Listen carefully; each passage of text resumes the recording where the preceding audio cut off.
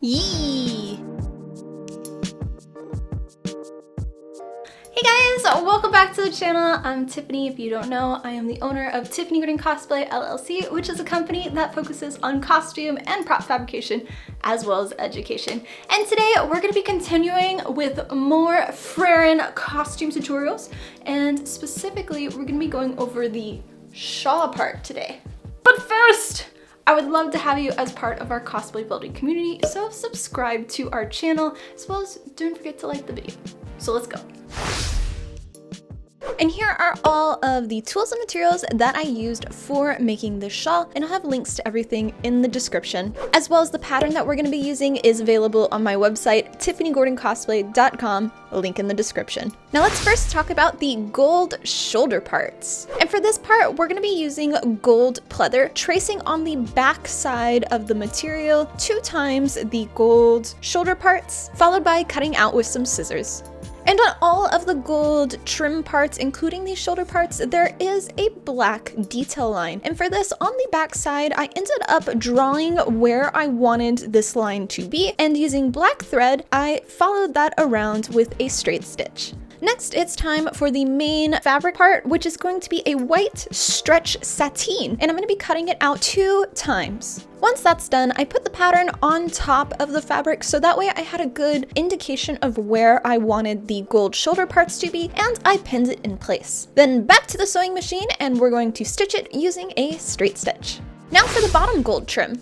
And for this, we're going to also be using that gold pleather. And for me, I got this gold pleather off of Amazon, and I ordered 2 yards, and it came in 2 pieces of 1 foot by 1 yard, individually rolled up. So all the pieces were a little bit smaller, so I did kind of have to Frankenstein my pieces together. So I would recommend, if you don't want to Frankenstein them together, to go in person or buy some gold pleather that is wider, but this is what I did for this Frankenstein technique, which was cutting the trim into 5 pieces that I individually labeled onto the back of the pleather. Then for our Frankenstein technique, and that's where you're going to get the pieces and you want them to be as flush as possible together, and you'll grab some masking tape and make sure it goes past both sides, trim it, and then we're going to use some super glue on this seam, and this is where you're going to fold both the pieces so it's only the point part that you're applying onto the masking tape, and then you'll put the pieces flat and kind of push together. Make sure not to use too much super glue though, because it may come above the seam and then you'll have a slight glue blob.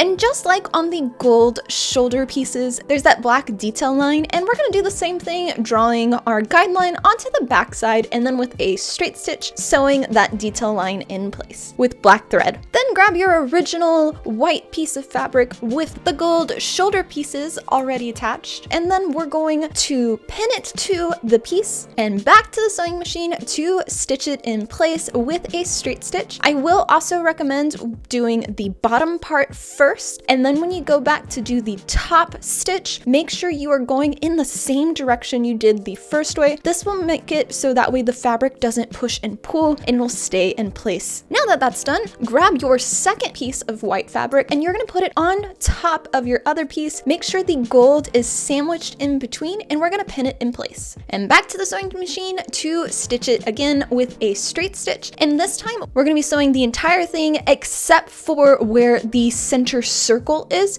Make sure not to stitch that part, and then flip it inside out.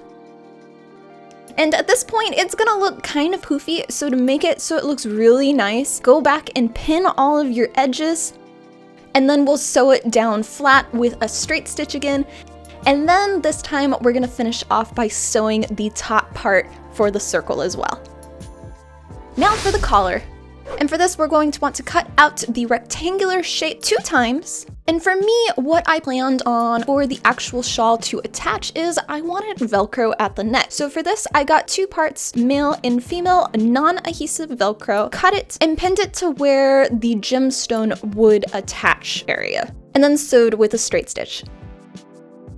And for the collar part, there is technically a black line at the top. And for this, I got a cotton polyester mix fabric, and I cut out a rectangle, folded it in half, and then pinned it to the fabric and cut out around it. Make sure that you're leaving seam allowance on all 3 sides as well. Then to the sewing machine, and we're going to sew it using a straight stitch. And you're only going to be sewing the 2 sides for this part. Then flip it inside out, and both your side seams should be now on the inside, with the opening only being on the bottom. And I went ahead and ironed it flat, and then I went to my sewing machine and sewed the rest of the rectangle closed. Then we're gonna grab both of our original white fabric, and we're going to sandwich that black piece in between. Make sure the Velcro is also going to be sandwiched in between, and you want the seam for the black fabric to be on the edge. Sewing with a straight stitch on both of the sides, as well as the edge with the black trim sandwiched in between. Make sure not to sew the other side yet. Then flip, flip, flip, and at this point you should have the black being able to stick out from the top, as well as both of the Velcro pieces should also be facing outward. And then you can sew the bottom part closed. And the collar, it also has that gold pleather trim. So I traced the piece onto the back of our pleather, cut out with some scissors, and pinned in place. And you guessed it, because we stitched it down with a straight stitch after that. Reminder to sew each side of the gold pleather in the same direction, so that way your fabric doesn't move back and forth. And it should look something like this. Then you're going to want to attach the collar to the main shawl part, and for this you're going to pin it in place starting from one side, working your way around. And then we're going to sew it starting with a straight stitch, and then we're going to finish it up with our overcasting stitch to lock all the fabric in place. And the very last thing to complete this shawl is the gems. And for the gems, I ended up 3D modeling them, and that file is available on my website if you want to use them, which I then resin printed and painted. And for attaching them, I first kind of traced where I wanted them to lay on the gold shoulder parts, and then a little bit of sandpaper, I roughed up the bottom part, so that way our glue would have a little bit more of a surface that it could tack onto. And then I applied my contact cement glue to the bottom of the gems, as well as where they were going to lay on the gold pleather.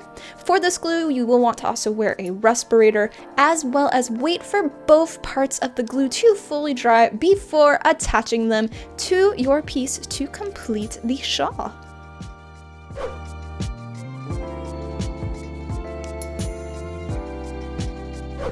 And that, guys, was how I made the shawl for my friend costume. I hope that you found this video helpful for making your very own one, and if so, let me know in the comments. I'd love to hear back from you.